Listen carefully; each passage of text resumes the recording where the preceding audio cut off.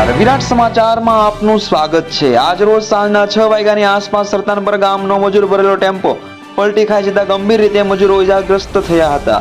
ભાવનગર જિલ્લાના national highway પર આજે જુદા જુદા અકસ્માત થયા હતા। ત્યારે સરતાનપર ગામના મજૂરો લાકડિયા ગામે મજૂરી અર્થે ગયા હતા। ત્યારે સાંજના સમયે ત્રાપજ નજીક ટેમ્પો પલટી ખાઈ જતા લોકોની સિસિયારી નીકળી પડી હતી। આ ટેમ્પામાં ડ્રાઈવર સહિત 19 જેટલા મજૂરો નાની મોટી ઇજાગ્રસ્તોથી ઘાયલ થયા હતા।